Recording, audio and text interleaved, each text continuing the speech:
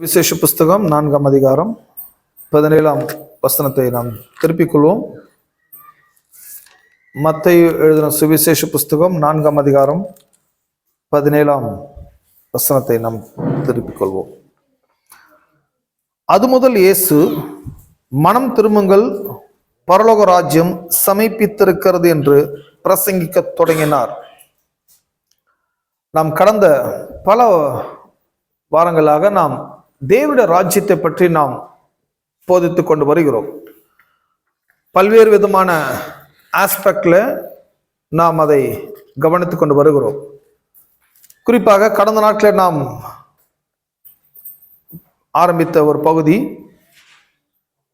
தேவனுடைய ராஜ்யத்தினுடைய concept, kingdom concept of lord. இந்த லார்ட் என்கிற கான்செப்ட்ல போன வாரத்தில் நாம் அதை துவங்கினோம். கிங்னா என்ன, லார்டுன்னா என்ன என்பதை நாம் படித்துக்கொண்டு வந்தோம் அல்லவா. இந்த மத்தேயு 4ஆம் அதிகாரம் 17ஆம் வசனம் என்பது மிக முக்கியமான ஒரு வேத பகுதியாக இருக்கிறது. இந்த வேத பகுதி என்ன குறிக்கிறது? இயேசு இந்த உலகத்துக்கு வந்து என்ன பிரசங்கம் பண்ணினார், என்ன சொல்ல வந்தார், எதை சொல்லிட்டு வந்தார் அப்படின்னு நீங்க பார்த்தீங்கன்னா, அவர் பரலோக ராஜ்யம் சமீபமா இருக்கிறது என்று அந்த ராஜ்யத்தை பற்றி அவர் மக்களுக்கு விழிப்பை ஏற்படுத்துகிறார், பிரகடனப்படுத்தி கொண்டு வருகிறார். ராஜ்யம் ராஜ்யம் என்பது அது ஒரு மன்னருடைய ஆட்சி. மன்னர் ஆட்சின்னு சொல்றாங்க அல்வா, மன்னருடைய ஆட்சி தான் ராஜ்யம் என்று சொல்லுவாங்க. நாம இருக்கிறது டெமோக்ரஸி, ஜனநாயக ஆட்சியில நாம் இருக்கிறோம், குடியரசு ஆட்சியில் இருக்கிறோம், சுதந்திர நாட்டில் வாழ்கிறோம் அல்லவா. இந்த ஆட்சிக்கும் மன்னர் ஆட்சிக்கும் மிகப்பெரிய வேறுபாடு இருக்கிறது. இந்த ஜனநாயக ஆட்சியில, குடியரசு நாட்டில இதுல இருக்கிற பிரச்சனை என்னன்னா, இங்க யாரும் என்னுடையது எல்லாம் எங்களுடையதுன்னு யாரும் எதுவும் சொல்லவே முடியாது. எல்லாம் எல்லாருக்குமானது, எல்லாம் எல்லாருக்கும் உரியது. அப்படி இருக்கிற பட்சத்துல இந்த கவர்னர், இந்த பிரசிடென்ட், இந்த மேயரு, இந்த பிரைம் மினிஸ்டர் இவங்கெல்லாம் எதுக்குன்னு சொன்னா நிர்வகிக்கிறவர்கள், ஆளுகிறவர்கள், ரூலர்ஸ் அவங்கெல்லாம். ஆனா மன்னருங்கிறவர் இவர் எல்லாருக்கும் அப்பாற்பட்டவர். பிரசிடென்ட்டுக்கும், மேயருக்கும், கவர்னருக்கும் எல்லாருக்கும் அப்பாற்பட்டவர் தான் மன்னர். அவர் தான் ராஜா என்று நாம் சொல்லுகிறோம். ராஜா என்ன சொன்னா அவருக்குன்னு ஒரு ராஜ்யம் இருக்கணும், அவருக்குன்னு ஒரு பெரிய ஒரு பரந்த பிராந்தியம் இருக்கணும். அப்படியெல்லாம் இருந்ததான் அவர் ராஜாவா இருக்க முடியும். இந்த இயேசு இந்த உலகத்துல வந்து அவர் பிரசங்கம் பண்ணும்போது என்ன சொல்றாரு? மனம் திரும்புங்கள், எல்லாம் மனம் திரும்புங்கள், பரலோக ராஜ்யம் சமீபித்திருக்கிறது என்று பிரசங்கிக்க தொடங்கினார் என்று நாம் பார்க்கிறோம். ஏன் இந்த ராஜ்யத்தை பற்றி அவர் இங்க பிரசங்கிக்கப்பட வேண்டியதாக இருக்கிறது? பழைய ஏற்பாட்டு காலங்கள் முடிந்து புதிய ஏற்பாடு துவங்கும் போது மத்தேயு புஸ்தகத்துல ராஜ்யத்தை அவர் பிரசங்கிக்கிறார், உள்ள வாங்கன்றாரு. ஏன் இந்த ராஜ்யத்தை பற்றி அவர் பிரசங்கிக்கப்பட வேண்டிய அவசியமாக இருக்கிறது என்றால், நமக்கு அனைவருக்கும் தெரியும், ஆதியாகமம் 1ஆம் அதிகாரம் 26, 27 வாசிக்கும் போது, பின்பு தேவன் நமது சாயலாகும் நமது ரூபத்தின்படி மனுஷனை உண்டாக்குவமாக, அவர்கள் சமுத்திரத்தின் மச்சங்களையும் ஆகாயத்து பறவைகளையும் மிருக ஜீவன்களையும் பூமி அனைத்தையும் அவர்கள் ஆள கடவர்கள். அங்க என்ன பார்க்கிறோம்? மனுஷனை கடவுள் உண்டாக்கி இந்த பூமியை கொண்டு வந்து வைக்கும் போது அவங்களுக்கு என்ன நிபந்தனை கொடுத்தார், கட்டளை கொடுத்தார். நிபந்தனை, கட்டளை. கடவுளுடைய நிபந்தனை என்பது, கடவுளுடைய கட்டளை என்பது ரொம்ப முக்கியமானது. அவருடைய கட்டளை என்ன, நிபந்தனை என்ன? நீங்க போய் கோயிலை கட்டுங்க, இல்ல நீங்க ஏதாச்சும் ஒரு மதங்களை ஆரம்பிங்க, நீங்க ஏதாச்சும் நல்லதெல்லாம் மக்களுக்கு சொல்லுங்கலாம் சொல்லல. ஆளுங்கள், ரூல் பண்ணுங்க. ரூல் பண்ணுனா மேனேஜ் பண்ணுங்க, கண்ட்ரோல் பண்ணுங்க. இந்த பூமி ரொம்ப பவர்ஃபுல் ஆனது. இந்த பூமியில நீங்க மேனேஜ் பண்ண விட்டீங்கன்னா, கண்ட்ரோல் பண்ண விட்டீங்கன்னா, அப்புறம் இந்த பூமியில உங்களால் வெற்றிகரமா வாழ முடியாது. இந்த மேனேஜ் பண்ணவும் கண்ட்ரோல் பண்ணவும் ஆதாமுக்கு கடவுள் அதிகாரத்தை கொடுத்தார், அந்த கட்டளையை கொடுத்தார். பட் ஆதாம், ஏவாள் இந்த பூமியில எதை இழந்துட்டாங்க அப்படி சொன்னா, கடவுளுடைய நிபந்தனையும் கடவுளுடைய கட்டளையும் இழந்துட்டாங்க. ஆளுகிற அந்த தன்மையை இழந்து விட்டார்கள். எல்லாம் ஆளும் தன்மை, ஆளுகிற தன்மை, ஆளுகையும் ராஜ்யம் எல்லாம் ஒண்ணுதான். இந்த ஆளுகை இழந்ததுனாலதான் இன்னைக்கு உலகத்துல பல பிரச்சனை ஏற்பட ஆரம்பிக்கிறது. பாருங்க, மனுஷன் இழந்தது ஆளுகை இழந்தான். மனுஷன் எதை இழந்தான்? கடவுள் கொடுத்த ஆளுகை இழந்தான். கடவர்கள் சொல்லும் போது ஆழ்ந்து இருக்க வேண்டும், ஆளுகை இழந்தான். அதனுடைய விளைவுதான் எல்லா வகையான பிரச்சனைகள் இந்த உலகத்துல தாண்டமாட ஆரம்பித்தது. பாவம் உள்ள பிரவேசிக்குது. அவன் மனுஷன் என்ன தேடணும்? எப்படி திரும்ப ஆள்றதுன்றது அதை தான் தேடிட்டு இருக்கணும். எப்படி திரும்ப ஆளணும்? கடவுள் கொடுத்த கட்டளை விட்டுட்டோமே, ஆளணும்னு சொல்லிட்டாரு, ஆளாம போயிட்டோமே, ஆள கடவர்கள்னாரு, ஆழ்ந்து விடாமல் விட்டுட்டோமே. அப்போ ஆளுகையை பற்றி தெரிந்து ஆளுகை தான் இவன் திரும்ப எடுக்க வரணும். ஆனா மனுஷனுடைய பிரச்சனை பாருங்க, இவன் விட்டது ஒண்ணு, தேடுறது ஒண்ணா இருக்குது. இவன் விட்டது ஆளுமை இழந்தான். ஆனா எதை தேடின்னு இருக்கிறான்? சொர்க்கத்தை தேடின்னு இருக்கிறான், பிறகு மதங்களை தேடின்னு இருக்கிறான், பிறகு பல்வேறு வகையான சம்பிரதாயங்களை தேடிக்கொண்டிருக்கிறான். பரலோகத்தை மனுஷன் இழக்கவில்லை. ஏன்னா மனுஷங்கிட்ட பரலோகத்தா இருக்கு, கொடுத்தாதானே இழக்கிறதுக்கு. கொடுக்காதவன் எப்படி இழக்க முடியும்? அவர் பரலோகத்தை கொடுக்கல, ராஜ்யத்தை கொடுக்கல, அவன் இழக்கவும் இல்லை. மனுஷன் பரலோகத்தை இழக்கவில்லை, ஆனால் மனுஷன் பரலோகத்தை தேடிக்கொண்டிருக்கிறான். கிறிஸ்தவருடைய பேச்சு, மூச்சு, எண்ணம் எல்லாமே எதை நோக்கி இருக்குதுன்னா பரலோகத்தை அடையணும். பரலோகம் பரலோகம் பரலோகம் தான் இருக்கிறாங்க. பரலோகத்தை ஏன் அப்படி தேடுறீங்க? பரலோகத்தை ஏன் அப்படி நாடுறீங்க? நீங்க என்ன அதை லாஸ் பண்ணீங்களா? இழந்துட்டீங்களா? கடவுள் கொடுக்கல உங்க கையில, அது இருக்குது. உங்களுக்கு கடவுள் பரலோகத்தை வைத்திருக்கிறார், அது யாரும் லாஸ் பண்ணல. இழந்தது கடவுளுடைய ஆளுகை தான். மனுஷன் இழந்தான், ஆளுகை தான் அவன் எடுக்க வேண்டும். பட் ஆளுகை எடுக்க யாரும் கற்றுக் கொடுக்கவில்லை, அது புரிந்து கொள்ளவும் இல்லை. ஆனால் இயேசு கடந்த 2000 ஆண்டுகள் முன்பதாக இந்த உலகத்துல வந்து அவர் பிரசங்கம் பண்ணும்போது என்ன பிரசங்கம் பண்ணுகிறார்? மனம் திரும்புங்கள், பரலோக ராஜ்யம் சமீபமா இருக்கிறது, ராஜ்யம் வந்து விட்டதுன்ற சில இடத்துல சமீபமா இருக்குது என்று சொல்லப்பட்டுள்ளது. இந்த ராஜ்யத்துக்குள்ள வாங்க, இந்த ராஜ்யம் உங்களுக்கான எல்லாவற்றையும் அருளும் என்று இந்த வேதம் நமக்கு போதிக்கிறது. ஆகவே இந்த வேத புஸ்தகம் என்றது இது ஒரு மேனுவல் புக். மனிதனுடைய மேனுவல் புக்ன்றது தமிழ்ல என்ன சொல்லுவாங்க? அது ஒரு உங்களுடைய உபயோகத்துக்கான கடவுள் உங்களுக்குன்னு கொடுக்கப்பட்ட ஒரு புஸ்தகம். இது ஆங்கிலத்தில் மேனுவல் புக் என்று சொல்லுவாங்க. பாருங்க, நம்ம ஒரு ரெஃப்ரிஜரேட்டர் வாங்குறோம், ஒரு ஃப்ரிட்ஜ் வாங்குறோம், ஏர் கண்டிஷன் வாங்குறோம், டெலிவிஷன் வாங்குறோம், அப்புறம் மொபைல் வாங்குறோம். ப்ராடக்டோடு கூடவே என்னவும் கொடுக்குறாங்கன்னா மேனுவல் புக்கையும் அவங்க என்ன பண்றாங்க? கொடுக்குறாங்க. இந்த மேனுவல் புக் எதுக்காக கொடுக்குறாங்கன்னா இந்த ப்ராடக்டை பற்றி 100% நீங்க தெரிஞ்சுக்கணும். இந்த ப்ராடக்டை பற்றி இந்த தகவல்களை 100% நீங்கள் தெரிந்து கொள்ள வேண்டும். இதனுடைய ப்ரொடக்ஷன் எப்படிப்பட்டது, இதனுடைய பவர் எப்படிப்பட்டது, இது எதெல்லாம் உங்களுக்கு செய்ய முடியும், இது எப்படி செய்யக்கூடாது, இது எப்படி நம்ம ஹேண்டில் பண்ணக்கூடாது, இது எப்படி ஹேண்டில் பண்ணணும், இப்படி எல்லா இன்ஃபர்மேஷனு அந்த அவ்வளோ பெரிய ஒரு ப்ராடக்ட்டுக்கு இவ்வளோண்டு ஒரு மேனுவல் புக் ஒன்று கொடுப்பாங்க. ஆனா இந்த உலகத்தினுடைய பிரச்சனை என்னன்னா, உலகம் ப்ராடக்டை யூஸ் பண்ணுகிற அளவுக்கு மேனுவல் புக் என்ன பண்றது கிடையாது, யூஸ் பண்றது கிடையாது. இதனால் என்ன நடக்குது? இதனால் என்ன பிரச்சனை உண்டாகுதுன்னா, உலகத்துல ப்ராடக்டை யூஸ் பண்ற எல்லாருக்குமே அந்த ப்ராடக்டை பற்றின முழு தகவல்கள் அவங்களுக்கு நிச்சயமா தெரியவே தெரியாது. சும்மா ஆன் பண்ணலாம், ஆஃப் பண்ணலாம், என்கிட்ட ஏசி இருக்கு சொல்லலாம், ஃப்ரிட்ஜ் இருக்கு சொல்லலாம், டிவி இருக்கு சொல்லாமே தவிர அந்த பொருளை பற்றின தகவல்கள் ஏதாச்சும் தெரியுமா? அந்த பொருள் எவ்வளவு பெரிய பவர் உள்ள தெரியுமா? அது இன்னும் உங்களுக்கு எவ்வளவு அதுக்குள்ள இன்னும் எவ்வளவு ஃபீச்சர்ஸ் இருக்கு தெரியுமா அப்படி கேட்டா அதெல்லாம் தெரியாது அவங்களுக்கு. ஏதோ ஆன் பண்ணுவாங்க, ஆஃப் பண்ணுவாங்க, பேசுவாங்க, அதுக்குதான் யூஸ் பண்ணாங்க.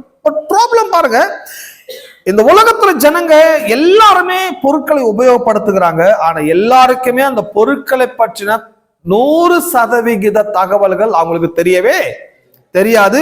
அது தெரியாமலேயே பொருளை யூஸ் பண்றாங்கன்னு பாத்துக்கோங்க. எவ்வளவு பெரிய கெட்டிக்காரங்க பாத்துக்கோங்க. ஹலோ, அது அந்த பொருளை பற்றின தகவலே தெரியாது, ஆனா 100% யூஸ் பண்ணுவாங்க. கொஞ்ச நாள் யூஸ் பண்ணிட்டு அப்புறம் இன்னொரு பொருளை வாங்கிடுவாங்க. கரெக்டா அது ஓல்ட் ஆயிடுச்சு, தூக்கி போட்டு இன்னொரு பொருளை வாங்கிடுவாங்க. இவங்க ஓல்ட் ஆச்சு தூக்கி போட்டு வானா இது என்னமோ கரெக்டா இவங்க 100% யூஸ் பண்ண மாதிரி தூக்கி போட்டாங்கிற மாதிரி நினைக்கிறாங்க. ஏதோ அந்த பொருளை நீங்க ஒரு 10% தான் நீங்க யூஸ் பண்ணிருப்பீங்க, 90% நீங்க யூஸ் பண்ணிருக்கவே மாட்டீங்க. இன்னொரு விஷயத்த சொல்றேன், ஷாக் ஆடுவீங்க பாருங்க. உங்க கையில இருக்கிற மொபைல் போன் இருக்கு பாருங்க, இந்த ஆண்ட்ராய்டு போன் இருக்கு சொல்றாங்கல்லவா, இந்த ஆண்ட்ராய்டு போன் கூட பாருங்க உலகம் ஃபுல்லா யூஸ் பண்றாங்க, எல்லாருமே யூஸ் பண்றாங்க. பட் ப்ராப்ளம் என்னன்னா இந்த ஆண்ட்ராய்டு போனுடைய ஃபீச்சர்ஸ் நிறைய இருக்கு, புது புது டெக்னாலஜி அவங்க கொண்டு வராங்க. ஆனா எல்லாருக்குமே இந்த மொபைலுடைய 100% இன்ஃபர்மேஷன் எல்லாருக்குமே தெரியுமான்னு கேட்டீங்கன்னா எல்லாருக்குமே 100% இன்ஃபர்மேஷன் எல்லாருக்குமே தெரியாது. 100% பற்றி இந்த போனை பற்றின இன்ஃபர்மேஷன் தெரியாது. ஆனா எல்லாருமே போன் யூஸ் பண்றாங்க. ஏன்னா எல்லாரும் யூஸ் பண்றாங்க, நானும் யூஸ் பண்ணோம். போன் இல்லைன்னா பெரிய கௌரவ குறைச்சல் ஆடும்ன்ற மாதிரிலாம் மக்கள் யூஸ் பண்ண ஆரம்பிச்சுட்டாங்க. இன்னொரு விஷயம் என்னன்னா இந்த மொபைலை பற்றின இன்ஃபர்மேஷன் அந்த தகவல்கள் 100% தெரியாது. எவ்வளவோ ஃபீச்சர்ஸ் இருக்குது, எவ்வளவோ அதுல வாய்ப்புகளா இருக்குது, அது என்னென்ன விதமா நீங்க யூஸ் பண்ணலாம். ஆனா மக்கள் எந்த அளவுக்கு யூஸ் பண்றாங்கன்னா வெறும் 5 அல்லது 10% மாத்திரமே மனிதர்கள் தங்களுடைய மொபைல் போனை யூஸ் பண்றாங்க. மீது பாக்கி 90% அவங்களுக்கு தெரியாது, அது யூஸ் பண்ணவும் தெரியல, அதை பற்றின தகவல்களும் தெரியவில்லை. இதனால் என்ன நடக்குது அப்படின்னா இதனால் நீங்கள் செலவு பண்ண பணம் விரயமாவது, அதே சமயத்துல நீங்கள் அடைய வேண்டிய பல நன்மைகளை நீங்கள் அடையாமல் போய்விடுகிறீர்கள். அதே சமயத்துல நீங்க என்ன நினைக்கிறோம், சரி இது ஓல்ட் ஆச்சுன்னு ஒரு புது போனை வாங்கலான்னு புது போனை வாங்குறீங்க. நீங்க எத்தனை போன் வாங்கினா கூட இதே பிரச்சனை தான் வரும் காலத்துக்கும். இது எல்லாம் இது இந்த இந்தியாவில் மட்டுமல்ல, உலகம் ஃபுல்லா இந்த பிரச்சனை இருக்குது. உலகம் ஃபுல்லாவே எல்லாருமே 100% யாரும் யூஸ் பண்றது கிடையாது.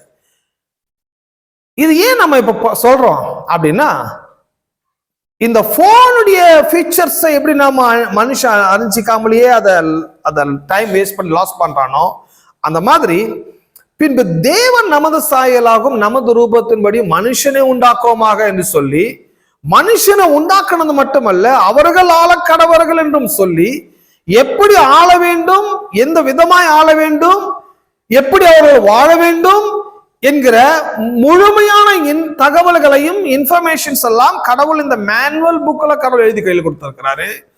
பட் கிறிஸ்தவர்கள் இந்த மேனுவல் புக்கை சரியாய் யூஸ் பண்ணாதனால, சரியாய் கவனிக்காதனால, சரியாய் புரிந்து கொள்ளாதனால, தப்பா புரிஞ்சு கொள்வதனால இந்த எப்படி போன் எல்லாம் நம்ம 5-10% உபயோகப்படுத்தி பின்னால் அதை நம்ம என்ன பண்றோம், அதை தூக்கி போடுறோமோ அப்படியே மனிதர்களும் முழுமையான வாழ்க்கை வாழாமல், முழுமையான ஆசீர்வாதத்தை அடையாமல், முழுமையான சந்தோஷத்தை அடையாமல், முழுமையான வெற்றி அடையாமல், முழுமையான வாழ்வை அடையாமல், அந்த ஃபுல்னஸ் லைஃப்ன்றாங்களோ முழுமையான வாழ்க்கை, முழுமையான ஆசீர்வாதமான வாழ்க்கை, பூரணமான வாழ்க்கை, அற்புதமான வாழ்க்கை ஜனங்கள் கிறிஸ்தவர்கள் வாழாமல் தங்கள் வாழ்க்கையை முடித்து விடுகிறார்கள்.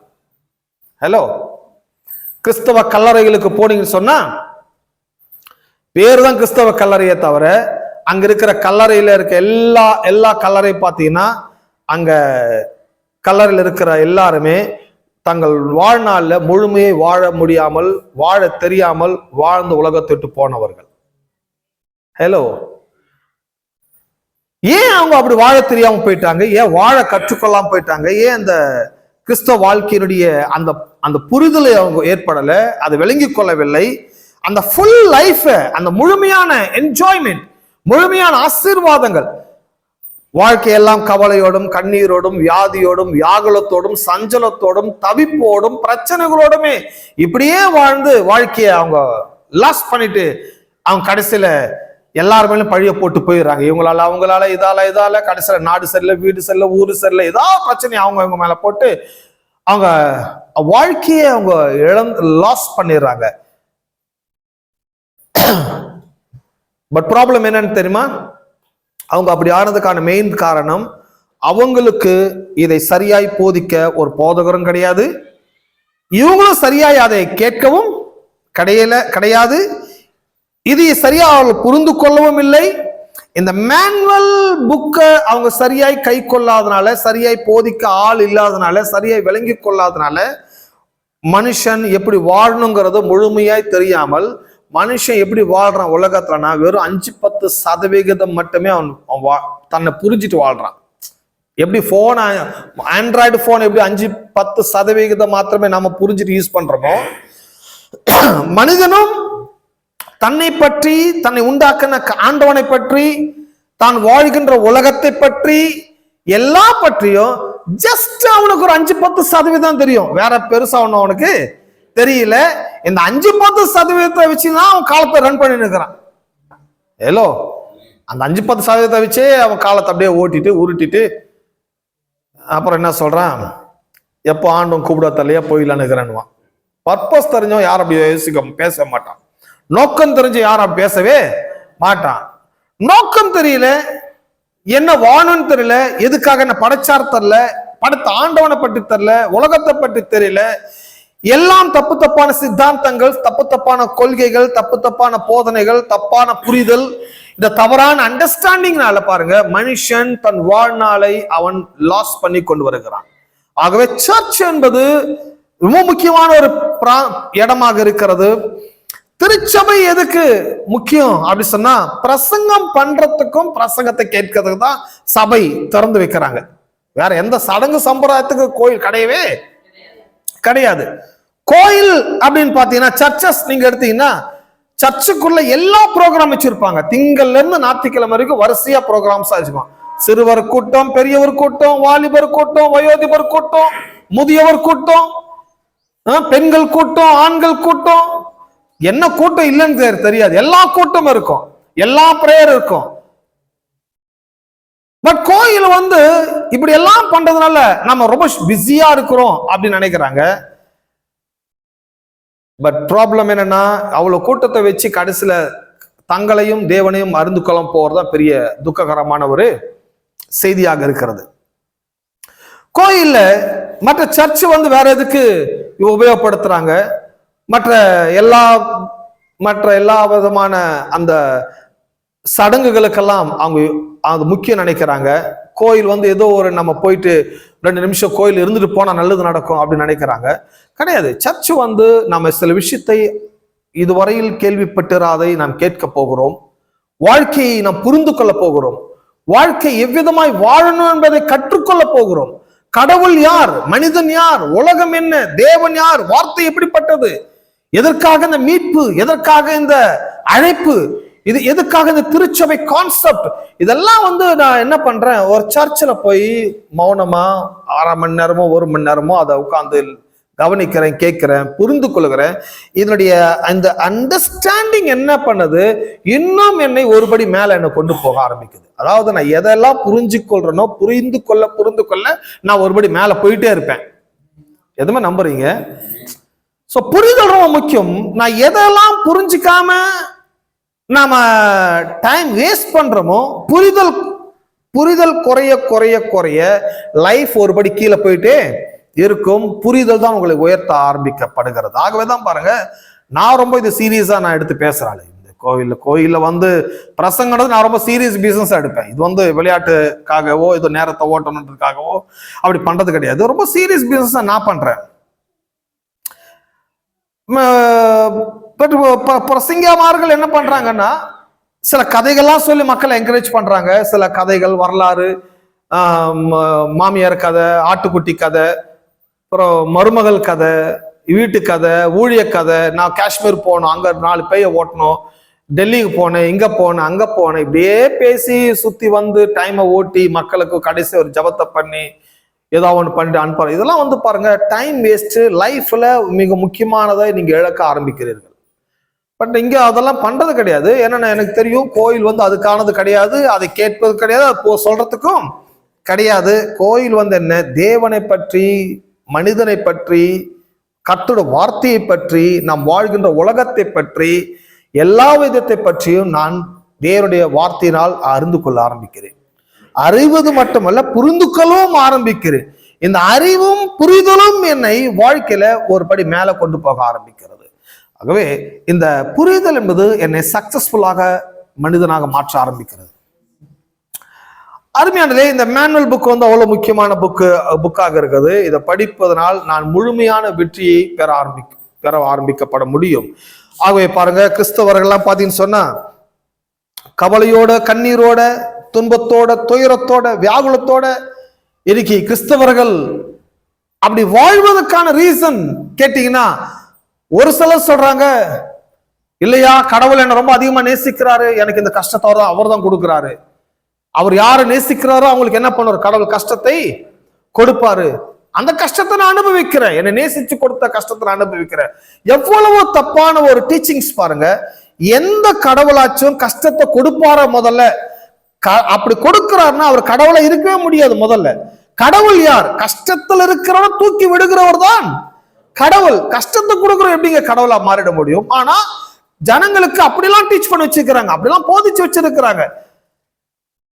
நோய் வந்தா கூட கடவுளுக்கு சித்தம் இல்லாம நோயெல்லாம் எதுவும் வந்துராது, வியாதி வந்துராது, கஷ்டம் வந்துராது. இதெல்லாம் கடவுள் சித்தம் கிடையாது. இஸ்ரவேலை ஆசீர்வதிப்பதே கர்த்தருக்கு பிரியமா இருக்கிறது. பைபிள் சொல்லுறது, எனக்கு சித்தம் உண்டு, நீ சுத்தமாகு. கடவுளுடைய சித்தம் என்ன? சுத்தமாயிருப்பது, சுகமாயிருப்பது, வாழ்ந்திருப்பது, உயர்ந்திருப்பது, வெற்றிகரமாய் வாழ்வது. இது மட்டும் தான் கடவுளுடைய சித்தம். இதை தாண்டி தப்பானதெல்லாம் மக்களுக்கு போதிச்சு வச்சு, மக்களை குழப்பி வச்சு, மக்கள் தரித்திரத்தில் இருந்தா கூட தரித்திரத்தை கூட மேன்மை பாராட்டுகிற கிறிஸ்தவர்கள் இருக்கிறாங்க. வியாதியில இருந்தா கூட வியாதியை மேன்மை பாராட்டுகிற கிறிஸ்தவர்கள் இருக்கிறாங்க. இதை எதிர்க்க தெரியல, அதை நிராகரிக்க தெரியல, அதுல இருந்து வெளியே வர தெரியல, அதுல இருந்து எப்படி தங்களை காத்துக்கொள்ளும் தெரியல, பிரச்சனைகளை மேன்மை பாராட்ட ஆரம்பிக்கிறாங்க. இதுக்கெல்லாம் காரணம் என்ன? அறியாமை. எல்லாம் சொல்லும் அறியாமை. கிறிஸ்தவம் இந்த அறியாமை நிழல் இருக்கிறது போலவே உலகமும் அறியாம நிழல தான் இருக்கிறது. ஆகவேதான் அஞ்ஞானிகளை போல் நீங்கள் வீண் வார்த்தைகளை அலம்பி ஜெபிக்காதிருங்கள். அஞ்ஞானிகள் யாரு? உலகத்தான போல் தான் கிறிஸ்தவர்கள் இருக்கிறாங்க. கிறிஸ்தவர்கள் வெளிச்சத்தில் இருக்க வேண்டும், தேவனுடைய வார்த்தையின் வெளிச்சத்தை புரிந்து கொள்ள வேண்டும். கிறிஸ்தவ கேட்டீங்கன்னா, கிறிஸ்தவனுக்கு 2 விஷயத்துல அவங்க போராடின்னு இருக்கிறாங்க. வாழ்நாள் முழுவதும் 2 அஜெண்டா சொல்றாங்க. வாழ்க்கை முழுவதும் கிறிஸ்தவனுடைய அஜெண்டா என்ன? உன்னுடைய ப்ரோக்ராம் என்னப்பா? நீ ரட்சிக்கப்பட்டாச்சு, ஞானஸ்நானம் எடுத்தாச்சு, அடுத்து நீ என்ன பண்ண போற? அவன் சொல்லி அனுப்பிச்சிடறாங்க கோயில, பாரு தம்பி, நீ ஞானஸ்நானம் எடுத்துட்ட, ரட்சிக்கப்பட்டுட்ட, இந்த உலகத்துல நீ 2 விஷயத்துக்கு ஜாகிரதையாரு, 2 போராடு. ஒண்ணு பாவத்தைக்கு எதிர்த்து நில்லு, பிசாசுக்கு எதிர்த்து நில்லு. இந்த பாவமும் பிசாசு தான் உன்னுடைய எதிரி. இந்த பாவத்தை போராடு, பிசாசோட போராடி நீ வெற்றி பெறு. இந்த கீ கொடுத்து அனுப்பிடுறாங்க பாருங்க. இவங்க என்ன நினைக்கிறாங்க? கிறிஸ்தவர்கள் அப்ப நம்ம வாழ்க்கை முழுவதும் நம்முடைய பிரதானமான எதிரி ஒண்ணு பாவம், இன்னொன்னு பிசாசு. ஹலோ, ஒண்ணு பாவம், பிசாசு. அப்ப இவங்க 2 பேரையும் அட்டாக் பண்ணிட்டே இருக்கணும். இவங்களை நம்ம அட்டாக் பண்ண இது நம்மளை அட்டாக் பண்ணிடும். பாவத்தை எதிர்க்கணும், பிசாசை எதிர்க்கணும். பாவத்தை எதிர்க்கணும், பிசாசை விரட்டணும். எல்லா கிறிஸ்துவோட மைண்ட் செட்டு இந்த பாவம் பிசாசை தாண்டி வேற ஒரு நியூ அஜெண்டாவே அவங்க மைண்ட்ல கிடையாது. ஒரு நியூ ப்ரோக்ராமே கிடையாது. ஒரு பாஸ்டர் கூப்பிட்டாலும் பாஸ்டர் பிசாசை விரட்டுறாரு. ஒரு பிலிவரை கூப்பிட்டாலும் பிசாசு விடுதலை தாங்காண்டவரே, பிசாசை விரட்டுறேன், பாவத்தை வெறுக்கிறேன். பாவம் பிசாசு தான் மனிதனுடைய பிரச்சனை என்று நினைக்கிறாங்க. இன்னொன்னு சொல்ல போனா, வாழ்க்கையில வர எல்லா தோல்விகளுக்கும், எல்லா கஷ்டங்களுக்கும், எல்லா கவலைகளுக்கும், எல்லா வகையான பிரச்சனைகளுக்குமே அவங்க என்ன சொல்றாங்க? பிசாசோட போராட்டம் தான் இப்படி என்ன நடத்துது, பாவம் தான் இப்படி ஆக்கிடுச்சு. பிசாசு பாவத்தை தான் அவங்க பிளேம் பண்றாங்க, ஃபோக்கஸ் பண்றாங்க. வாழ்க்கையின் எல்லா பிரச்சனைகளுக்கும் இந்த பாவம் பிசாசு தான் என்று சொல்லுகிறார்கள். பட் பைபிள் எக்ஸாக்ட் ஆப்போசிட்டா சொல்லுது. உங்களுடைய எதிரி பாவமோ பிசாச கிடையாது. மனிதனுடைய பிரதானமான எதிரி அவனுடைய அறியாமை, அவனுடைய இக்னோரன்ஸ். அவன் சரியாய் கற்றுக்கொள்ளாதனால, சரியாய் புரிந்து கொள்ளாதனால, சரியான வெளிச்சம் இல்லாதனால, சரியான புரிதல் இல்லாதனால அவன் வாழ்க்கையில, பொருளாதாரத்துல, குடும்பத்துல, இந்த பூமியில, ஆவிக்குரிய வாழ்க்கையில அவன் தோல்வி அடைகிறான். நம்புகிறீர்கள்? எல்லாம் அறியாமைதான் இன்றைக்கு மனிதனுடைய பிரதான எதிரியை தவிர பாவமோ பிசாசு மனிதனுடைய எதிரி கிடையாது. ஏன்னு சொன்னா பாவத்திலிருந்து இயேசு கிறிஸ்து நமக்கு மீட்பை ஏற்படுத்தி விட்டார். பிசாசை இயேசு கல்வாரி சிலுவிலே ஜெயித்து விட்டார். பிசாசை ஜெயிக்கிற சக்தியை மனுஷனுக்கு கொடுத்திருக்கிறார்.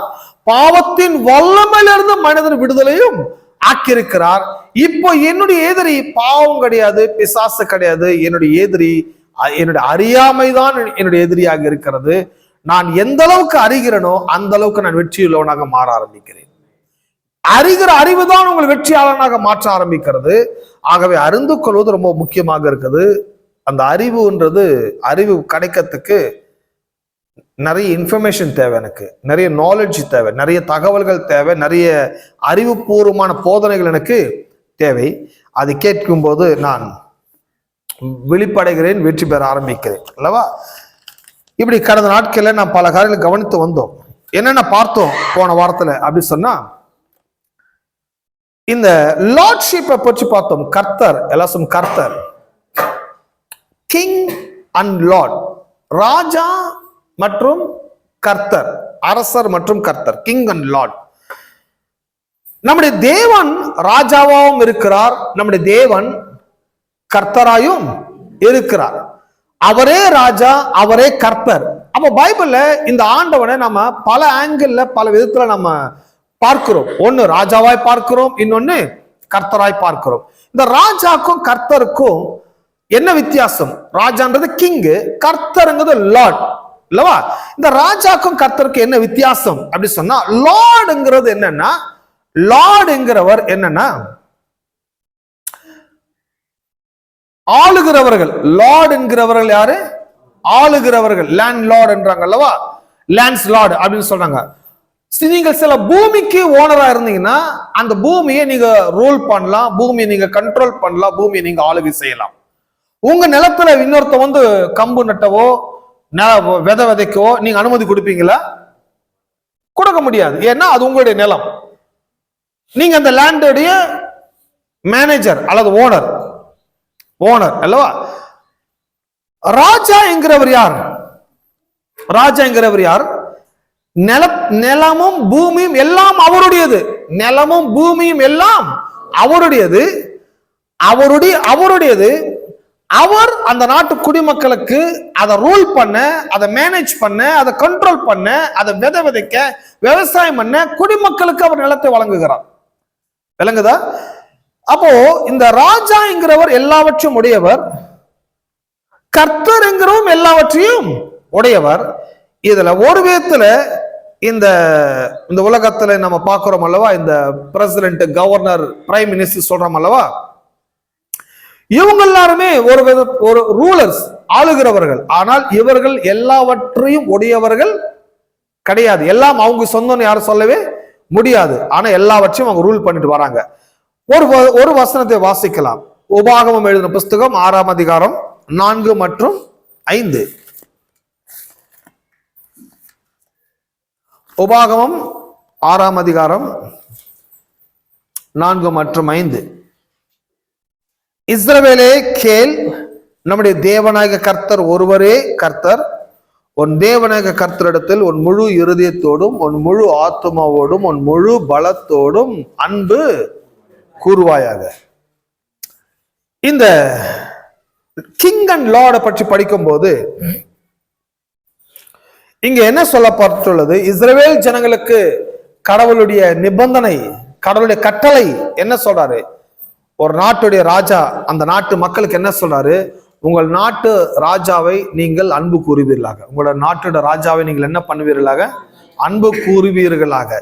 ஆகவேதான் எல்லா ஸ்கூல்ஸ்ல I love my India, I love my nation அப்படின்னு சொல்லி அவங்களுடைய நேஷனல் ஆந்தம்ல, அவங்களுடைய ஸ்கூல் பிரேயர்ல கம்பல்சரியா அவங்க என்ன சொல்லணும்? அவங்க வாழ்கின்ற நாட்டை நான் நேசிக்கிறேன் என்ற வார்த்தையை அவங்க உச்சரிக்கப்பட வேண்டும் மாணவர்கள் அல்லவா? எல்லா பள்ளிக்கூடத்துல அந்த பிரேயரை கற்று தராங்க. இன்னும் பிரிட்டன் மாதிரி நாடுகள்லாம் போனீங்கன்னா அவங்க நாட்டு ராஜாவை நாங்கள் நேசிக்கிறோம், எங்க நாட்டு ராணியை கூட நாங்க என்ன செய்யறோம்? நேசிக்கிறோம். அவங்களுக்கு நல்ல பாதுகாப்பு தரணும், நல்ல ஹெல்த் தரணும்னு சொல்லி அவங்களுக்கு பிரேயர் கூட பண்றாங்க. அப்போ ஒரு நாட்டுடைய சிட்டிசனா இருக்கிறேன், ஒரு நாட்டோட குடிமகனா இருக்கிறேன், நான் இந்த நாட்டு குடிமகனா இருக்கிறேன்னா இந்த நாட்டுக்கு நான் என்ன பண்ண போறேன்? முதல்ல என் நாட்டை நான் நேசிக்க வேண்டும், என் நாட்டை ஆளுகிறவர்களை நான் நேசிக்க வேண்டும், இந்த நாட்டோட வளங்களை நான் நேசிக்க வேண்டும், இந்த நாட்டுடைய மக்களை நான் நேசிக்க வேண்டும். ஏன்னா இந்த நாடு இந்த இந்த இது ஒரு மேண்டேட், இது ஒரு நிபந்தனை, கண்டிப்பா இது செய்ய வேண்டும். அப்ப பைபிள் நமக்கு என்ன சொல்லிக் கொடுக்குது? மதத்தை சொல்லிக் கொடுக்கல.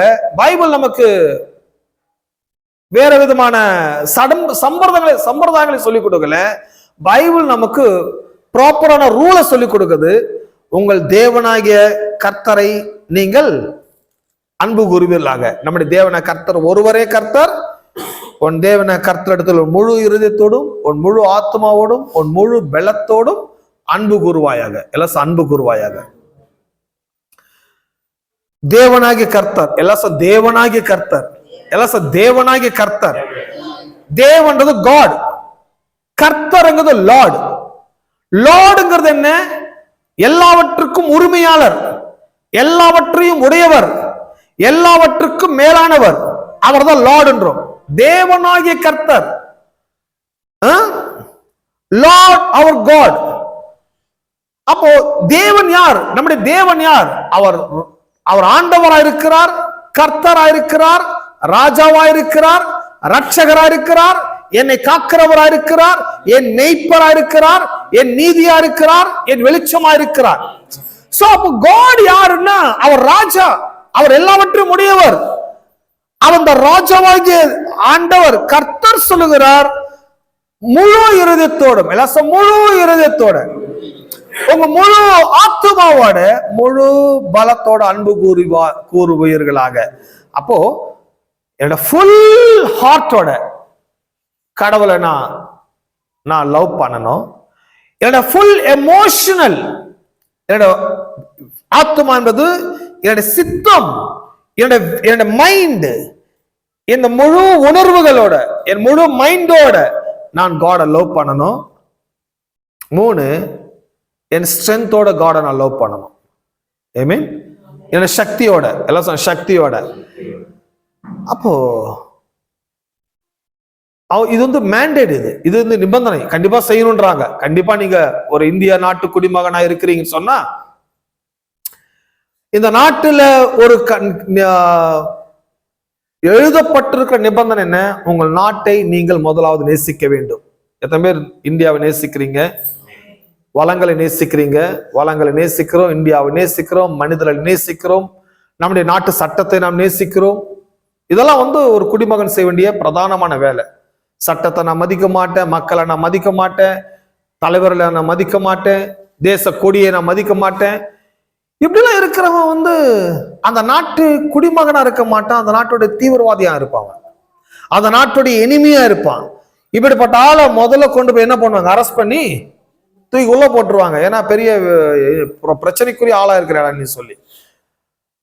அப்போ ஒரு ராஜாவை, ஒரு அரசனை உங்கள் ஹார்ட்டோட, முழு மைண்டோட, உங்களோட முழு ஸ்ட்ரென்த்தோட ஒரு ராஜாவை நீங்க வர்ஷிப் பண்ணி பாருங்க, லவ் பண்ணி பாருங்க, அரசனை புகழ்ந்து பாருங்க, அரசனுடைய சட்டத்தெல்லாம் கை கொண்டு வாழ்ந்து பாருங்க. அந்த அரசன் அப்படிப்பட்ட குடிமகனுக்கு செல்வங்களை வாரி வழங்குவான். ஏன்னா இந்த குடிமகன் தான் நாட்டுல எல்லாருக்கும் முன்மாதிரியா இருக்கிறான். இவன் என் சட்டத்தை அப்படியே கை கொள்றான், நான் சொல்றதை இவன் அப்படியே கேட்கிறான், என்ன நேசிக்கிறான், என்னுடைய ஹெல்த்தை நேசிக்கிறான், என்னோட ஆட்சியை நேசிக்கிறான், என் நாட்டை நேசிக்கிறான். இப்படி ஒரு குடிமகன் நம்ம நாட்டில் இருக்கும்போது நமக்கு பெரிய பெருமைன்னு சொல்லி அந்த குடிமகனுக்கு அந்த அரசன் செல்வங்களை வாரி வழங்குவான். அந்த குடிமகன், அப்படிப்பட்ட மனிதன் அந்த நாட்டில் ஏழையா இருக்கவே முடியாது. அரசனுக்கும் அவருக்கும் ஒரு பெரிய லிங்க் ஏற்பட ஆரம்பிக்கிறது. நான் சொல்லுகிறேன், கிறிஸ்தவர்கள் இன்றைக்கு அவர்கள் தரித்திரமாக, வறுமையிலே, ஏழ்மையிலே, குறைவோட வாழ்வதற்கான ரீசன் என்ன? அவங்க கடவுளை அந்த அளவுக்கு முழுமையா அவங்க லவ் பண்றது கிடையாது. எப்படி ஹார்ட்டோட லவ் பண்ணலாம், ஒருவேளை ஸ்ட்ரென்த்தோட, ஒருவேளை அவங்க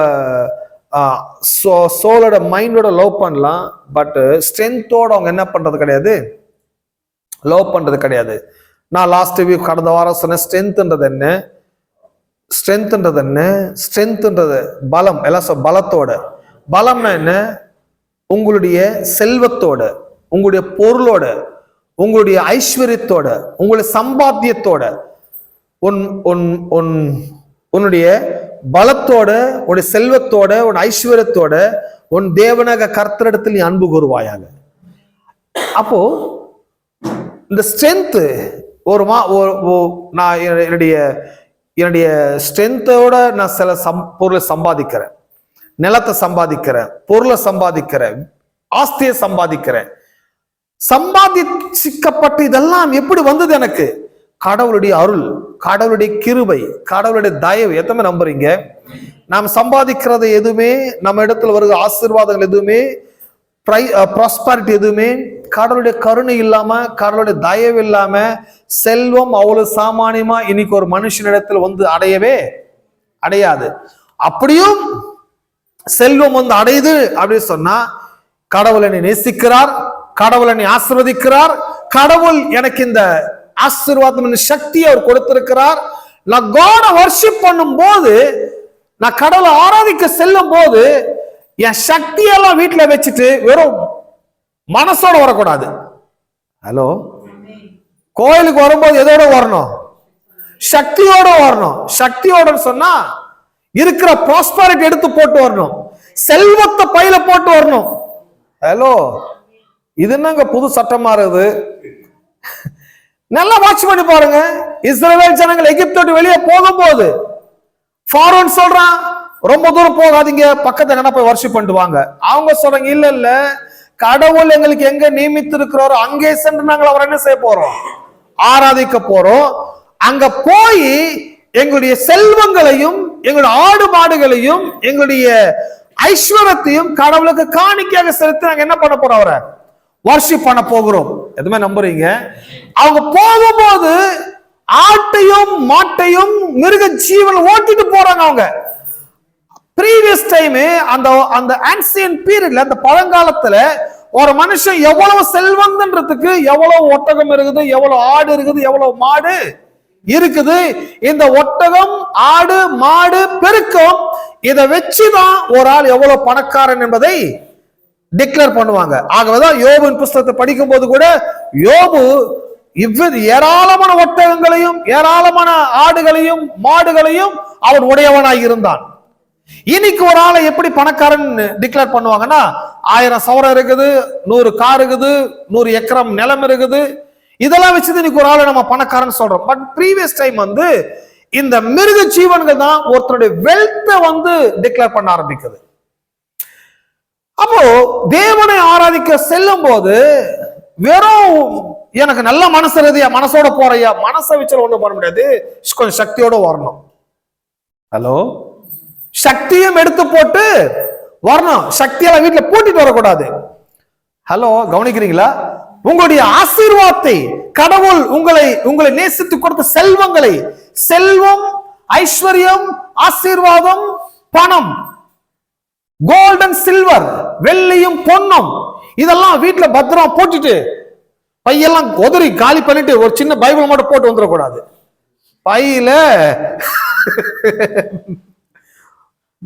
பையில செல்வத்தெல்லாம் போட்டு, பணத்தை எல்லாம் போட்டு, ஏன்? கடவுள் ஒன்றுமில்லாத என்ன கர்த்தர் என்ன பிளஸ் பண்ணி இருக்கிறாரு, என்ன ஆசீர்வத்து இருக்கிறாரு, இவ்வளவுக்கும் நான் எஜமானா இருக்கிறேன், ஓனரா இருக்கிறேன், இவ்வளவு எனக்கு சொந்தமா இருக்குது, இதுக்கு எவ்விதத்துல நான் தகுதி கிடையாது, கர்த்தர் என்ன பிளஸ் பண்ணி ஆசீர்வத்து இருக்கிறாரு, அவரை நான் இப்ப வர்ஷிப் பண்ண போறேன். கவனிக்கிறீங்களா? அவரை நான் ஆராதிக்க போறேன். அந்த காட்டுல ஒரு கோயிலுக்கு போறேன், அந்த கோயில போய் வர்ஷிப் பண்றது மட்டுமல்ல, என்னை பிளஸ் பண்ணி என் ஆசீர்வத்து கொடுத்த செல்வத்தெல்லாம் கடவுளுக்கு நான் கொண்டு போய் கொடுக்க போறேன். அந்த கொடுக்கிறது என்ன? என் சக்தி எல்லாம் கடவுளுக்கு நான் காண்பிக்கிறேன். என் சக்தி என்னன்றதை காண்பிக்கிறேன். தேவனே, இந்த வெள்ளிக்கும் பொண்ணுக்கும் பொருளுக்கும் சம்பாதிக்க எவ்வளவு நான் பாத்திரம் இல்லை, ஆனா இதெல்லாம் சம்பாதிக்க எனக்கு சக்தி கொடுத்தீங்க. இதோ இந்த சக்தியோடு நான் உண்மை வர்ஷிப் பண்ணுகிறேன். ஹலோ, கடவுளுக்கு அந்த சக்தி நான் காண்பிக்கும் போது நான் உண்மையாவே நான் லவ் பண்றேன் அவரை, உண்மையாகவே நான் அவரை நேசிக்கிறேன். பாருங்க, பெண்ணை ஒரு பெண்ணை நாம திருமணம் பண்ணி கொடுக்கும்போது அந்த பெண்ணு போற இடத்துல பவர்ஃபுல்லா இருக்கணும், போற இடத்துல ரொம்ப ஸ்ட்ராங்கா இருக்கணும்.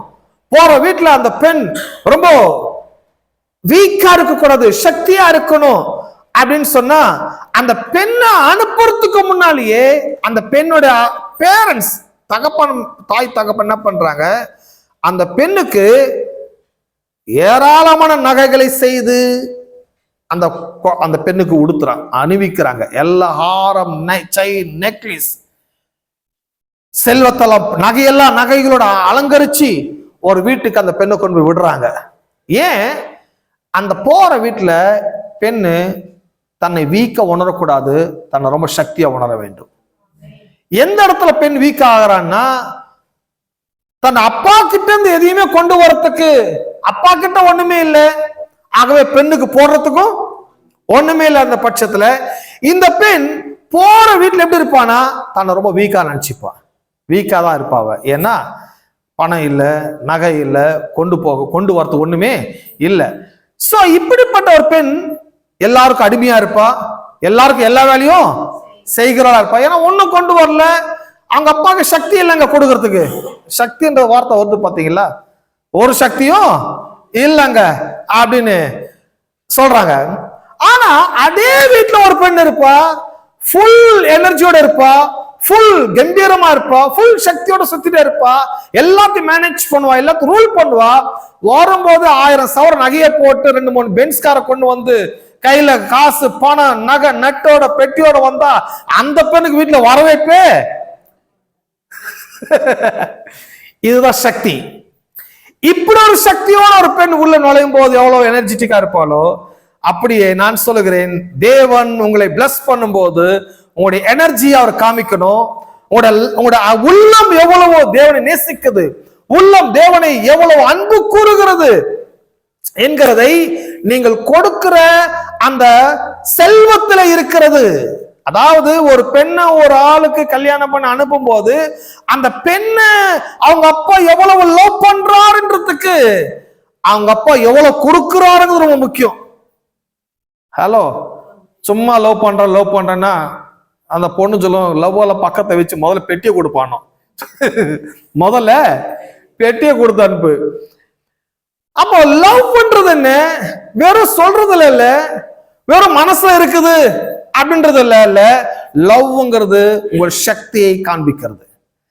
அதனாலதான் பாருங்க, ஒரு பெண் இந்த ஒரு இயேசுநாதர் ஒரு ஜப ஆலயத்துல பிரசங்கம் பண்ணி கொண்டிருக்கும் போது, ஜப ஆலயத்தில் எல்லாரும் கூடி வந்தாங்க. எல்லாரும் வந்தது மட்டுமல்ல, காணிக்கை போடுற நேரம்னு ஒண்ணு வருது. எல்லாம் காணிக்கை நேரம், அது ரொம்ப முக்கியமான நேரம், காணிக்கை நேரம். சில கோயில சொல்றாங்க, நாங்க காணிக்கைகள் எடுக்க மாட்டேயா அப்படின்றாங்க. இது ரொம்ப நல்லதுன்னு நினைக்கிறாங்க. நல்லது கிடையாதுங்க. காணிக்கை என்பது கடவுளுக்கு ஜனங்கள் கொடுப்பதை அறிவித்து கொடுப்பதன் மூலமாய் நீங்கள் பெற முடியும் என்கின்ற லாவை ஆப்ரேட் பண்ணுவதற்கான நேரமா இருக்குது. விளங்குதா நான் பேசுறது? சிலர் சொல்றாங்க, எங்க கோயில காணிக்கை எடுக்க மாட்டோம். அப்படின்னா ஆபரேஷனே தெரியாது, எப்படி எதை வச்சு எதை ஆப்ரேட் பண்ணணும்னே தெரியாது. நாம கொடுக்கும் போது என்ன சொல்றோம், கொடுங்கள் அப்பொழுது கொடுக்கப்படும். அப்படின்னு என்ன, இந்த கொடுத்து பெறுவதுங்கிற அந்த லாவை நான் ஆப்ரேட் பண்றேன். கொடுப்பது மூலமா நான் பெற முடியும் என்பதை நான் கேட்க ஆரம்பிக்கிறேன். கொடுத்தால் கிடைக்கும் என்பதை நம்ப ஆரம்பிக்கிறேன். அப்போ இந்த லாவை நான் ஆப்ரேட் பண்றதுக்கு கற்றுக் கொடுக்கிறேன், அந்த ஆப்ரேட் பண்ணவும் ஆரம்பிக்கிறேன். இதன் மூலமாய் நான் கொடுத்ததை நான் திரும்ப பெற்றுக்கொள்ள ஆரம்பிக்கிறேன். ஏராளம் தாராளமாய் எனக்கு திரும்ப கிடைக்க ஆரம்பிக்கிறது அல்லவா? அப்போ இந்த காணிக்கை என்பது என்ன, இது ஏதோ காணிக்கை நேரம்ன்ற போது சில கோயில் என்ன நினைக்கிறாங்கன்னா, இந்த மாதிரி இங்க கிடையாது. அந்த மாதிரி சில கோயில் நான் சொல்றேன், அவங்க என்ன நினைக்கிறாங்க, காணிக்கைன்றது ஏதோ அந்த கோயிலுக்கு நான் கொஞ்சம் உதவி பண்றேன் அப்படின்றாங்க. கோயிலுக்கு உதவி பண்றதுக்கு நம்ம காணிக்கை கொடுக்கறது இல்லை. ஏதோ பிரசங்கியாருக்கு உதவி பண்றதுக்காக நம்ம காணிக்கை கொடுக்கல, இல்ல கடவுளுக்கு நான் ஏதோ உதவி பண்ண போறன்றதும் கிடையாது. நாம் கொடுக்கிற காணிக்கை டைத் என்பது இது கோயிலுக்கோ அல்லது பிரசங்கியாருக்கோ அல்லது ஆண்டவருக்கோ கொடுப்பதல்ல, எனக்கு கொடுத்த கடவுளுக்கு நான் அவருக்கு நன்றியோட நான் அவருக்கு திரும்பி கொடுக்கிறேன். இதெல்லாம் அவர் தான் எனக்கு கொடுத்தாரு. அவர் கொடுக்காம எப்படி எனக்கு வர? முதல்ல கடவுள் தான் கொடுத்தாரு. அவர் கொடுத்ததுல நான் அவருக்கு கொண்டு போய் கொடுக்கிறேன். கர்த்தாவே, இவ்வளவு அடைவதற்கு நான் பாத்திரவன் அல்ல, ஆனா எனக்கு நீ இவ்வளவு கொடுக்கிறீர், நீர் கொடுத்ததுக்காக நான் நன்றி தெரிவிக்கிறேன். என்னிடத்தில் இருக்கிற அனைத்தும் உம்மிடத்துல வந்தது, அதுல இருந்து நான் கொஞ்சம் எடுத்து முதல் பாகத்தை எடுத்து நான் கொடுக்கிறேன். ஏன் இந்த ஃபர்ஸ்ட் பாகத்தை கொடுக்கிறேன்? மீதமுள்ள அனைத்தும் உம்முடைய ஆசீர்வாதங்கள் உண்டாயிருக்கட்டும். இந்த லா ஒரு ஒரு நல்ல ஒரு அற்புதமான ஒரு லா. கொடுங்கள் அப்பொழுது உங்களுக்கு கொடுக்கும். இயேசுநாதர் அந்த ஜபாலயத்தில் உட்கார்ந்து இருக்கும் பொழுது காணிக்கை நேரம் அப்படின்றது வரும்போது, காணிக்கை நேரத்தை அவர் நல்லா வாட்ச் பண்றார், யார் யார் என்னென்ன போடுறாங்கன்றது. காணிக்கை எப்படி போடுறாங்க ஜனங்க? கசக்கி மறைச்சி தேவை கிடையாது. காணிக்க கசக்க வேண்டியதில்லை, மறைக்க வேண்டியதில்லை. இன்னும் சொல்ல போனா வெளியரங்கமா கையை நீட்டி கடவுளுக்கு காணிக்க கொடுக்க வேண்டும். ஏமே இந்த மறைச்சு கொடுப்பது எதுக்கு? ஏழைகளுக்கு யாருக்காச்சும் நீங்க ஹெல்ப் பண்றீங்கன்னா மறைச்சு கொடுங்க. பட் கடவுளுக்கு கொடுக்கும் போது பகிரங்கமா கொடுங்க. பக்கத்துக்கு இருக்கிறவங்க பார்க்கட்டும். நீங்க எழுதுற செக் அவங்க பார்க்கணும். 10 லட்சம் ரூபாய் எழுதுறான்னு அவன் பார்க்கணும். அடங்கப்பா 10 லட்சம் ரூபாய் செக் எழுதுறாரு இவரு. அதை மறைக்க கூடாதுங்க. நீங்க வெளியரங்கமா எழுதணும். ஏன்னா கடவுளை நான் லவ் பண்றேன், அவருக்கு நான் கொடுக்குறேன், எழுதணும் இல்ல. இப்போ இயேசுநாதர் ஜபாலயத்துல உட்கார்ந்தும் போது காணிக்க போடும்போது எல்லாரும் பார்க்கறாரு. அதுல எல்லாருமே காணிக்க போட்டாங்க. ஒரு பெண் ஒரு காசை தான் போட்டு போறான். என்ன நடக்குதாங்க அப்படின்னா, இயேசு சொல்றாரு, இங்க இருக்கிறதுலயே இந்த பெண் ரொம்ப அதிகமா காசு போட்டா அப்படின்றாரு. ஏன் அப்படி சொல்றாரு? எல்லாரும் தங்களிடத்தில் இருக்கிறதுல எடுத்து இதை கொஞ்சம் போட்டு போயிட்டாங்க.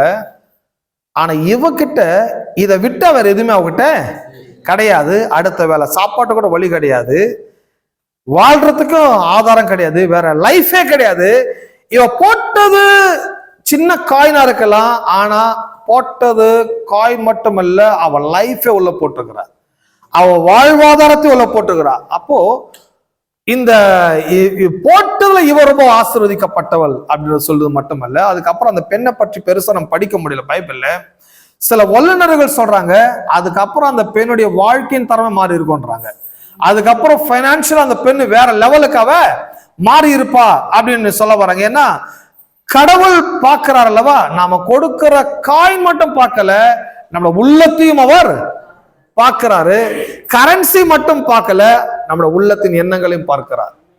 ஏமேன். அப்போ இந்த அந்த பெண் போட்டது அந்த ₹1 சொல்றாங்கல்ல, ஒரு காயின் சொல்றல்வா, அதுதான் அவளுடைய சக்தி, அதுதான் அவளுடைய சக்தி. அந்த சக்தின்றது என்ன? இருக்கிறத கொடுக்கிறா. அப்போ என்னோட சக்தி என்ன? கடவுள் என்னை எவ்வளவு பிளஸ் பண்ணி இருக்கிறாரு, என்னை எவ்வளவு ஆசீர்வதித்து இருக்கிறாரு. இந்த சக்தியை நான் கடவுளுக்கு நான் கொண்டு போகும்போது கொடுக்கும்போது என்னோட சக்தி மேலும் மேலும் இன்க்ரீஸ் ஆக ஆரம்பிக்கும்.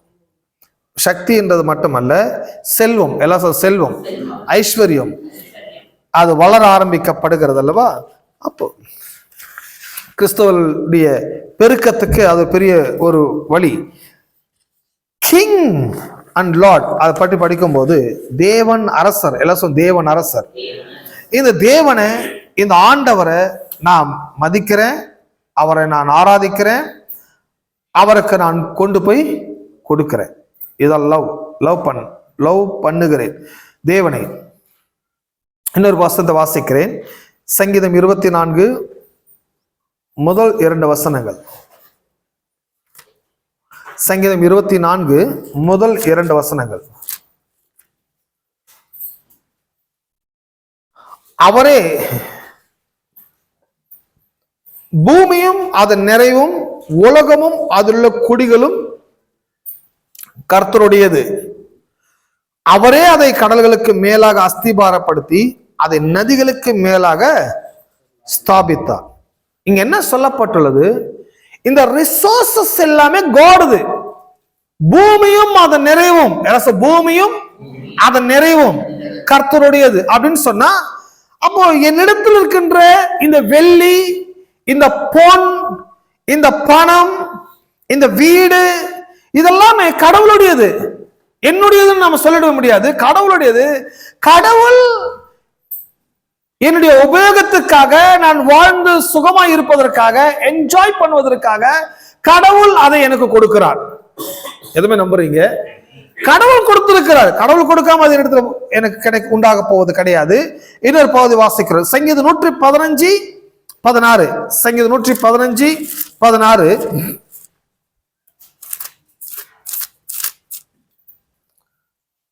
வானத்தையும் பூமியும் படைத்த கர்த்தரால் நீங்கள் ஆசீர்வதிக்கப்பட்டவர்கள்.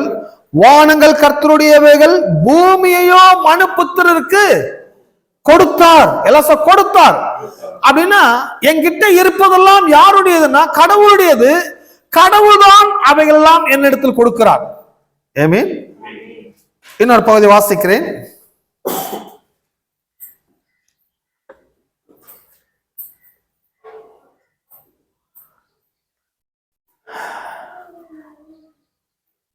சங்கீதம் 8:1.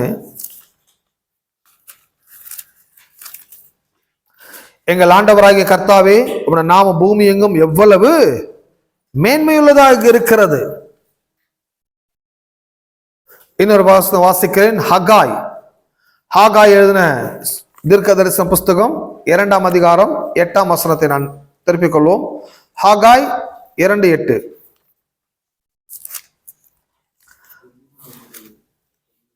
ஆகாய் 2:8. வெள்ளியும் என்னுடையது, பொன்னும் என்னுடையது என்று சேனைகளின் கர்த்தர் சொல்லுகிறார். அப்போ கடவுளுக்கு ஏதாச்சும் தேவை இருக்குதா?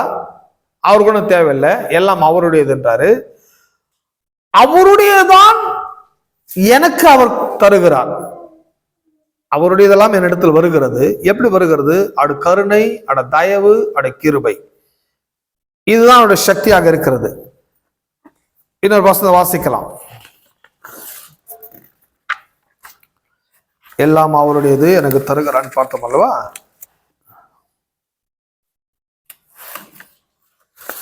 கர்த்தர் வெள்ளியும் பொன்னும் என்னுடையது.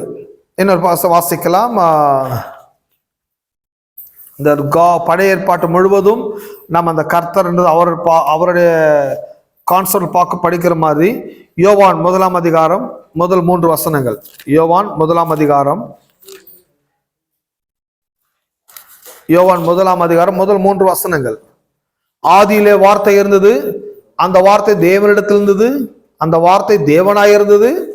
அவர் ஆதியிலே தேவனோடு இருந்தார். சகலமும் அவர் மூலமா உண்டாயிற்று, உண்டானதொன்றும் அவராலே இல்லாமல் உண்டாகவே இல்லை.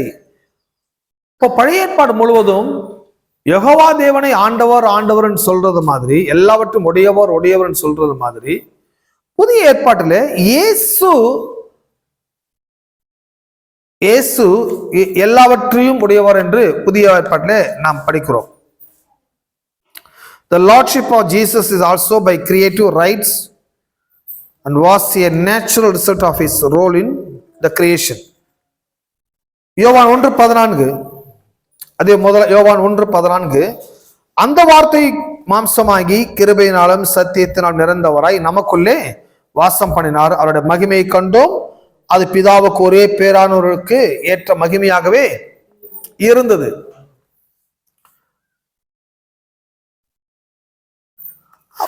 இங்கே என்ன கவனிக்கிறோம்? எல்லாம் என்னுடையது, எல்லாம் என்னுடையது, வெள்ளியும் பொன்னும் என்னுடையது அப்படின்றாங்கல்லவா? அப்ப யார் இந்த மாதிரி வார்த்தை சொல்ல முடியும்னா, அதை உடையவர் தான் சொல்ல முடியும், அதுக்கான ஓனர் தான் சொல்ல முடியும். எல்லாரும் எந்துன்னு யாரும் சொல்லவே முடியாது. அப்ப என்னுடையது அப்படின்னு சொல்ல, பூமியும் அது நிறைவும், பூமியும் அது நிறைவும். அப்ப இதுல இருக்கிற ஒவ்வொரு செங்கலும் கர்த்தர் தாங்க, நம்ம எதுவும் நம்மளது கிடையாது. ஏன்னா அந்த செங்கலுக்கான மூலக்கூறு இல்லாம பூமியில இருந்து எடுக்கிறோம். நான் செங்கல் டைய வேணான்னு தயார் பண்ணிக்கலாமா தவிர அது மூலக்கூறு அவருடையது. கடவுளுடைய அந்த ரிசோர்சஸ்ல இருந்து இல்லாம இந்த உலகத்துல நான் எது ஒன்றையும் உருவாக்கவே முடியாது. ஈவன் டையா இருக்கட்டும், அது எந்த ஒரு பொருளா இருக்கட்டும், கடவுளுடைய உலகத்திலிருந்து நான் எடுத்து சிலதை உருவாக்குகிறேன், அதை எனக்காக மாற்றிக்கொள்ளுகிறேன், அவ்வளவுதான தவிர. ஆனா அதுக்கான ஓனர், அதுக்கான எஜமான் கடவுளாக இருக்கிறார். எதுவுமே நம்புகிறீர்கள்? ஆகவேதான் அவரை லார்டு என்று சொல்லுகிறோம், கர்த்தர் என்று சொல்லுகிறோம். புதிய ஏற்பாட்டில் இயேசுவும் அப்படிதான் அவர் சொல்றாரு, லார்ட் என்று சொல்லுகிறார், கர்த்தர் என்று சொல்லுகிறார். அப்போ லார்ட் எல்லாம் லார்ட், கர்த்தர் கர்த்தர். இன்னொரு வசனத்தை கூட வாசிக்கலாம். ஹெப்ரேயர், ஹீப்ரு முதலாம் அதிகாரம் 2-3 வசனங்கள்.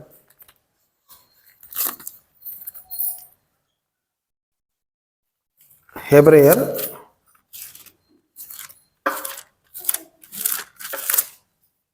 முதலாம் அதிகாரம் 2 மற்றும் 3 வசனங்கள். இந்த கடைசி நாட்களில் குமாரன் மூலமாய் நமக்கு திருவுளம் பற்றினார். இவரை சர்வத்துக்கும் சுதந்திரவாளியாக நியமித்தார். இவரை கொண்டு உலகங்களையும் உண்டாக்கினார்.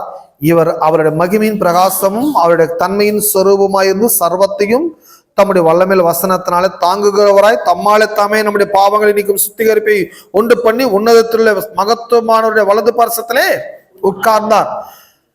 இந்த இயேசுநாதரை பற்றி சொல்லும் போது எல்லாவற்றையும் உடையவர், எல்லாம் இவருக்காக சிருஷ்டிக்கப்பட்டது, எல்லாவற்றுக்கும் மேலானவர் அப்படின்னு சொல்லும் போது இயேசு இங்க என்ன டிக்ளேர் பண்றாங்கன்னா, இவர் ஒரு லார்ட், இவர் ஒரு கர்த்தர்.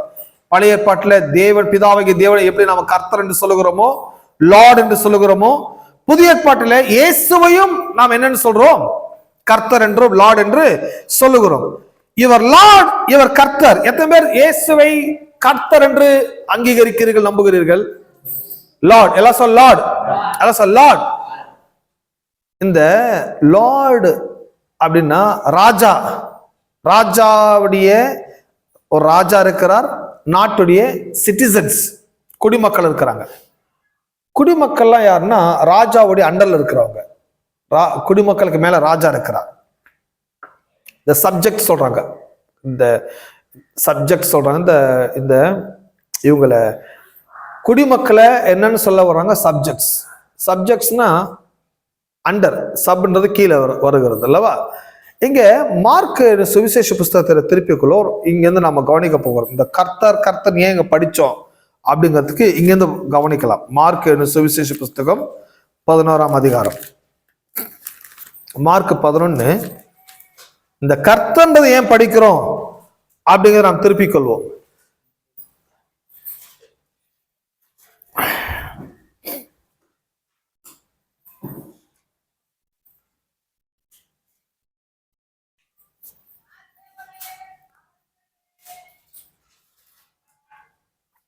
பாருங்க, எல்லாம் கடவுளுக்கென்று சிருஷ்டிக்கப்பட்டது.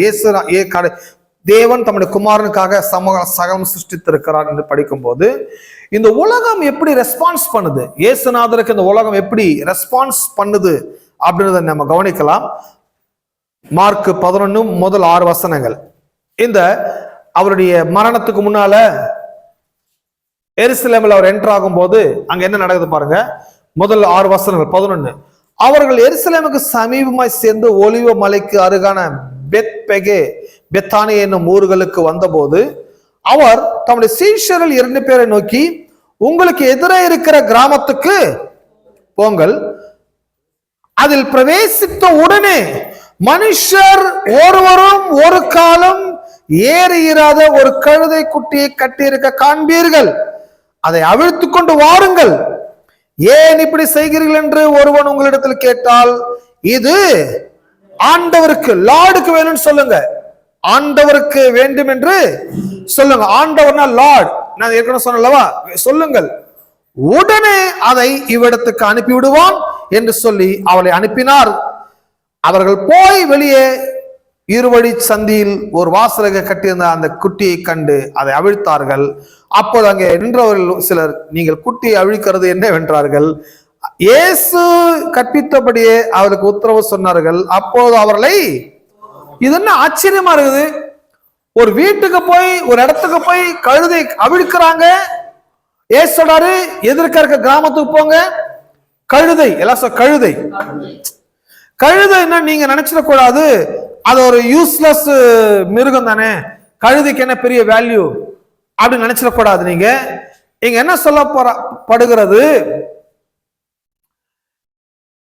தோஸ் டேஸ்ல இந்த மாதிரி மிருகங்கள் எல்லாம் பழங்காலகட்டத்துல அது ஒரு டிரான்ஸ்போர்டேஷனாக, அது ஒரு போக்குவரத்துக்காக உபயோகப்படுத்தப்பட்ட மிருகங்கள்.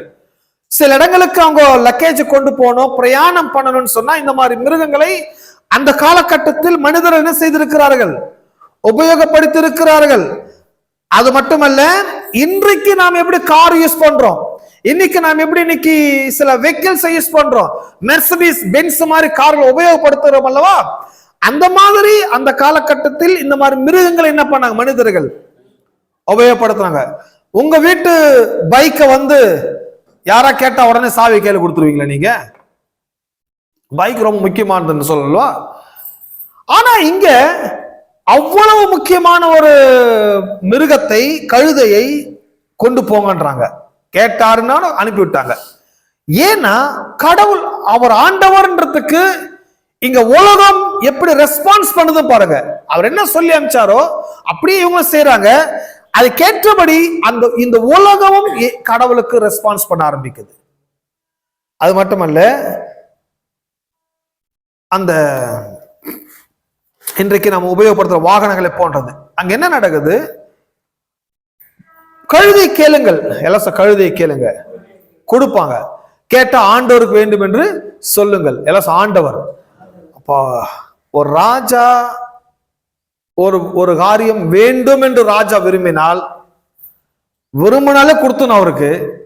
ஒரு ராஜா வேண்டும் என்று கொண்டு வாருங்கள் கொடுங்கள் என்றால் அந்த அந்த நாட்டுல எவ்வளவு பெரிய நிலத்துக்கு உரிமையாளராக இருந்தாலும் ராஜாவுக்கு உடனே அதை கொண்டு போய் அவங்க கொடுத்துருவாங்க. ஏன்னு சொன்னா அதுக்கு உரிமையாளர், அதற்கான ஓனர் அந்த அந்த நாட்டுடைய ராஜா.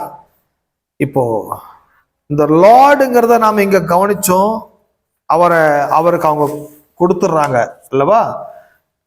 இது ஏன் நம்ம கவனிக்கிறோம், இன்னொரு வசனத்தை படிக்கலாம். இன்னொரு வசனத்தை படிக்கிறதுனால அந்த ஹெட்டிங்கை நான் சொல்லுறேன், லிவிங் அண்டர் எ லா. எப்படி இந்த ஆண்டவருக்கு கீழே நான் வாழ்வது, இந்த ஆண்டவருக்கு கீழே நான் எப்படி வாழ்வது, அதை பற்றி நாம் அடுத்த வாரம் படிக்கலாம். இந்த ஆண்டவருக்கு கீழே நான் எப்படி வாழ்வது, இது வரைக்கும் நாம் என்ன படிச்சோம், எல்லாம் ஆண்டவருடையது, எல்லாம் அவருடையது, அவர் அன்பு கூறுங்கள் படிச்சோம். அது மட்டுமல்ல, அவர் விரும்புகிறதை கேட்பதை உலகம் அவருக்கு ரெஸ்பான்ஸ் பண்ணுகிறது. கழுதை வேண்டும் என்று சொன்னார், கழுதை ஆண்டவருக்கு வேணும்னு சொல்றாங்க, அவங்க ஆண்டவரோட பார்க்கல, கொண்டு போங்கன்னு சொல்றாங்க. என்ன நடக்குது அப்போ? இந்த உலகம் அப்படிலாம் ரெஸ்பான்ஸ் பண்ணுகிறது. இந்த விதத்துல நானும் கடவுளை ஆண்டவர் என்று நான் கொண்டிருக்கிறேன். எத்தனை பேர் இயேசுவை ஆண்டவராக, இரட்சகராக உங்கள் உள்ளத்துல கடவுளாக அவர் ஏற்றுக்கொண்டிருக்கிறீர்கள்? அப்போ கடவுளை நீங்க ஆண்டவரா ஏற்றுக்கொண்டிருக்கிறீங்கன்னா உங்களுக்கு மேல கடவுள் ஆண்டவர் இருக்கிறார், அவருக்கு கீழே இருக்கிறீங்களா? அவருக்கு கீழே நீங்க இருக்கிறீங்க. அடுத்த வாரம் என்ன படிக்க போறோம், லிவிங் அண்டர் எ லார்ட்.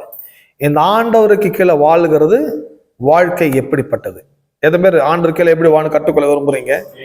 அடுத்த வாரம் அதை படிக்க போறோம். இந்த ஆண்டவருக்கு கீழே என்ன, அவர் ஆண்டவர் எஜமான், அவருக்கு கீழே எப்படி வாழ போறோன்னு அடுத்த வாரம் ரொம்ப சுவாரஸ்யமா இருக்கும். அடுத்த வாரம் நம்ம அதை கவனிக்கலாம். நாம் அனைவரும் எழுந்திருப்போம்.